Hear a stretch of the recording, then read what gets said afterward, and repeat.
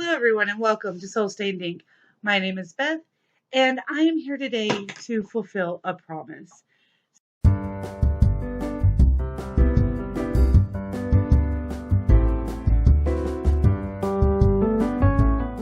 So, I have been promising for weeks that I was going to do book reviews.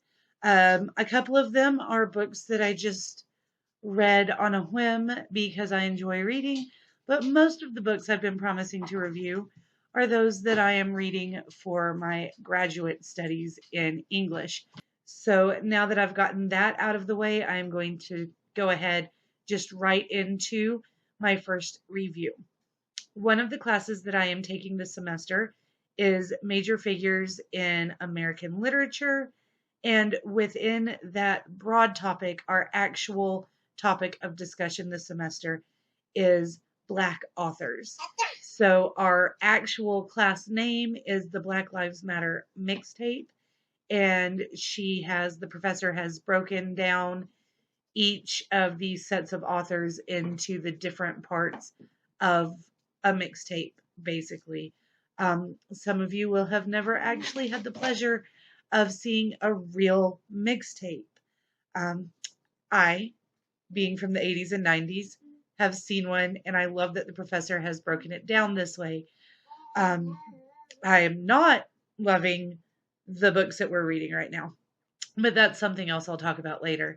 The first two authors that we read from are the OGs, the original gangsters, the hype men that began the whole thing.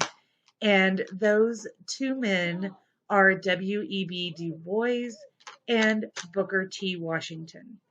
Now, both are great men, were great men, had many things that they were able to do in their lifetimes, and some of those things included writing. So we read the introduction and first chapter of W.E.B. Du Bois' The Souls of Black Folk. Those two sections were called Forethought and Of Our Spiritual Strivings. And then we read Booker T. Washington's The Atlanta Exposition Address. So what I'm going to do is read to you a few of my notes from these. I read these 4 weeks ago, so they're a little fuzzy. I remember thinking that both Du Bois and Washington were very well written. Their writing styles were great, but something both of them did that surprised me, being from, this generation, being on the cusp of Generation X and Millennial, one of those kids. Something that really surprised me was that they both talked about how we can work together, we can make money together. Black people and white people can totally be friends who work together, and then we don't have to see each other socially. Like, we can be nice to each other, we can chill, we can hang out, we can work together, we can do great things, and the white man can help his black brothers rise, and then at the end of the day, we can each go home to our own people and we don't have to be social. Segregation was very much a part of both cultures at that point, and both of them wrote within 30 to 50 years of emancipation, so that's a big part of it. But they were like, the black man and woman, the black culture is very, very young at this point, we are just finding ourselves, and the white man is kind of like our older brothers and they're helping us, but we don't want to hang out with him, we want to hang out with our own friends. So, like, help us grow, help us be political, help us be all this other stuff, but we don't want to hang out with you and you don't want to hang out with us. So we can still be separate and still help each other make money and run the government and whatever. So that really shocked me, especially with the sense of yearning and longing and striving to just be one nation that we have today. And then reading back on these OG hype men of Black Lives Matter movement, and they're like, we don't want to hang out with you white people.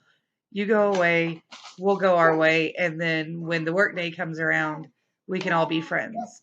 So that was something. But in DuBois's forethought, he talks about the veil, like the black man and the white man have a veil dividing them. And it really made me think of like horror flicks and paranormal books where they talk about, where they talk about the veil separating mortality from the other world. So that was something that really made me think like his people's struggles were a lot like movement through the supernatural or spiritual realm, leaving the white world to create their own realm. I thought that was very, very interesting. And he talks about them that live within the veil. And I'm still not sure, although I've been contemplating this for a month now, if he's talking about the black slaves that had passed away before emancipation and they're just living inside the veil waiting to see their descendants rise from the ashes, or if he's talking about people, because there were, black communities, there were small black towns, and the race line running through where you could buy a house if you were black and where you couldn't walk if you were white, whatever. So I'm wondering if he's talking about those little pockets of black civilization, or if he's talking about the black people who had passed away prior to emancipation. And then in Of Our Spiritual Strivings, which is the first chapter of the book, he talks about like he was in school, he was like 10 or 11 when he actually realized that there's a difference between him and some of the white kids because they were in a very small area, and so they were actually attending school with some of the white kids because that's, they didn't have another one. So until they could get a segregated school, they were all together. And he didn't really realize the difference until a white girl showed up who was from a city, and she would not accept his calling card that everybody was passing around because he was different. He was black. He was beneath her. And that was when he first realized like the big difference.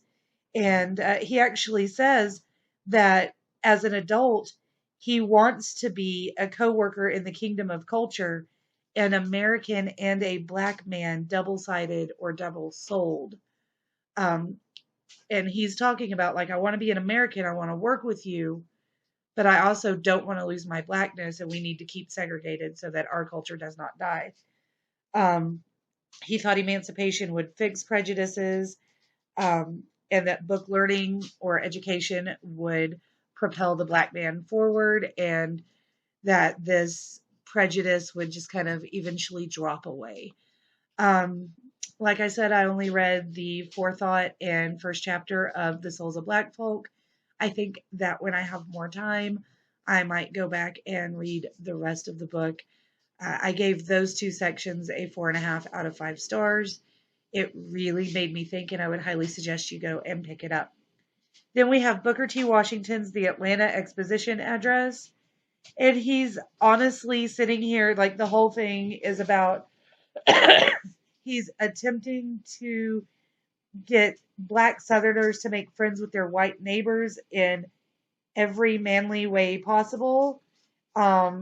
And I, like, in my notes, I put, not to be a feminazi here, but if the women had been in charge, ... we could have got that pride out of the way real quick. But then he says, like, the black man needs to remember he knows how to work the land. And they're, 50 or 60 years at this point out of emancipation. And the black people have been attempting to just, like, go be shop owners, go be shop workers, be in politics, go be all these things that they've never been before. But they are just out of emancipation. What do they know how to do?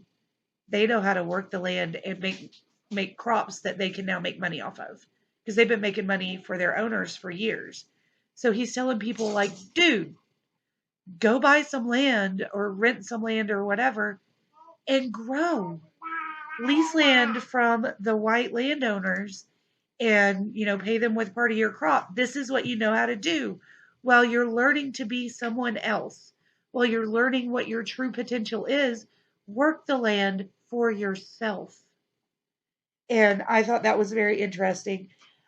He said, don't let grievances overshadow opportunities. Um, Social, separate but equal, but come work. And then he basically, but elegantly, threatens white population and predicts the future. He says there's a third or more of either ignorance or intelligence, crime or progress. It is up to you. How you treat us is what's going to happen here. So if the white man cannot suck it up, buttercup, and work with us and help us, then it's going to be crime and death and the black man being your enemy. But if you help us, then, it's going to be great.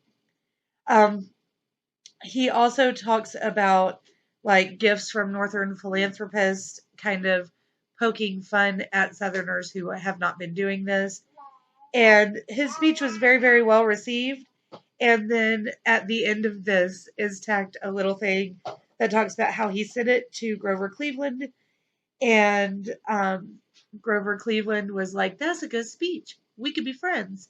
And so he's like, friends with the president. And he convinced Grover Cleveland to visit the Negro building and spend an hour with the colored folks.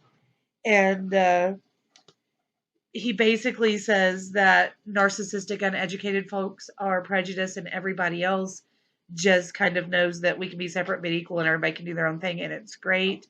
And there's a whole lot more to that section, but I think I'm going to stop there and just tell you that I very much enjoyed his writing style. I very much enjoyed the way he put things, but there were a lot of things that he said that made me just be like, what? He's very self-centered, very sure of himself, and very, very sure that he is right. So there's also mentioned that people asked him to apologize because he went off on black ministers talking about how they don't know what they're doing yet because they're so young in the faith for having black churches and trying to give them advice. And so he got blacklisted by all of these ministers, and he was running a school where he was both teacher and preacher, and somebody came to the school to try to get dirt on him to shut the school down and was telling everybody, pull your kids out of the school. He was like, well, I noticed he never pulled his kid out of school. So obviously he agreed with me and I'm not going to apologize for anything I said. Which is great. It made me giggle, but also, made me realize that these guys were talking about, we're too big for our britches. We're getting ahead of ourselves. But they also felt that I'm free and I can do what I want kind of vibe going on. So it's almost like he was hypocritical, but he wasn't actually being hypocritical. He was just very sure that he knew what was happening and was trying to tell everybody else that he was right. So there's that. This video has gone on about 5 minutes longer than I wanted it to, but I wanted to give you guys those quick reviews. Most of my review videos will be much shorter than this. I appreciate it if you stuck around to the end. I really enjoy our time together, and I hope you like the way I do the reviews. I will talk to you again soon with another review. Until then, I hope that you stay safe and have a fabulous weekend. Bye.